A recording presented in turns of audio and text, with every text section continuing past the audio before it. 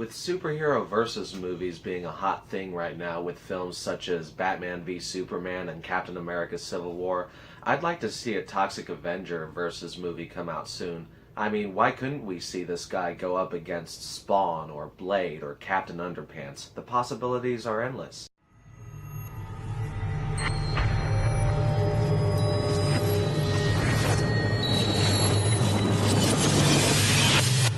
Audio Jungle.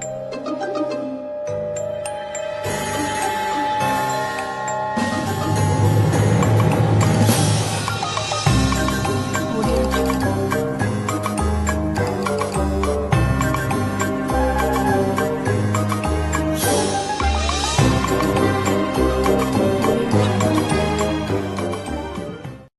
The Toxic Avenger Part 2 follows the first hideously deformed superhero from New Jersey as he travels to Japan in search of his father. However, soon after he arrives there, he discovers that there's evil afoot. Out of all the films that I've reviewed this month, this is quite possibly going to be my hardest sell. I mean, I sat down to review this movie about an hour ago, and then I decided to turn all of the Halloween lights off, put my phone down, and collect my thoughts for a little bit. And even now, I still don't know what to say. I mean, for starters, this film has a 0% critical rating on Rotten Tomatoes. There's no way I'm going to make this movie look good. Some of my friends who may be watching me out there might recall that in the past I've said that if a film has less than 20% on Rotten Tomatoes, that's usually kind of the danger zone. That's usually an area that I won't go, and yet here we are. For starters, this film is hugely offensive. It makes jokes about blind people, little people, cross-dressers, lesbians. So I would say that if you're easily offended, you might not care for this movie very much. Surprisingly enough, though, despite the fact that a huge chunk of the storyline takes place in Japan, it never really makes any jabs at Japanese culture.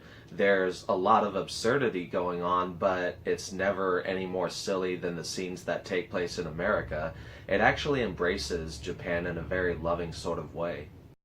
In fact, with Japan delivering such strange films in the past as Tokyo Gore Police and Mutant Girl Squad, a big monster wearing a tutu and carrying a mop as a weapon should feel right at home.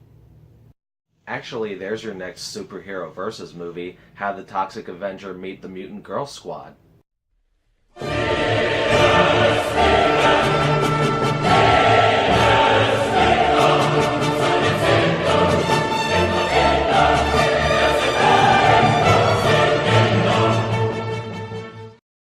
Fun fact, when I was looking up pictures to use for that joke, I found out that there's supposed to be a Toxic Avenger remake in the works by the guy who directed Sausage Party. I don't know if that guy could pull off offensive humor, though.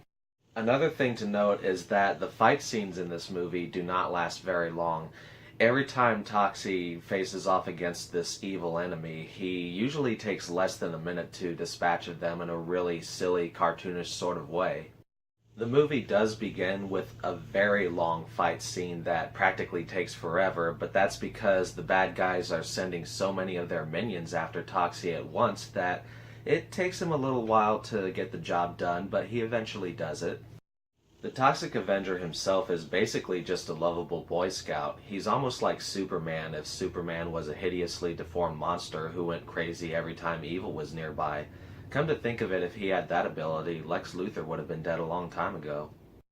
Overall, The Toxic Avenger Part 2 is not a good movie. However, Troma, just like Full Moon, is a studio that I don't really look for quality in so much as entertainment, and this film does entertain me. It has a goofy sort of charm to it, and I can tell that it was made with a lot of effort and love, and it's a lot funnier than, say, Epic Movie or Jack and Jill. It is stupid and it is offensive, but it clearly wears that banner loudly and proudly, and it's ultimately a huge guilty pleasure for me. If I've managed to sell you on this movie at all, then by all means check it out. And that's all I've got to say about The Toxic Avenger Part 2. I hope y'all have a good one.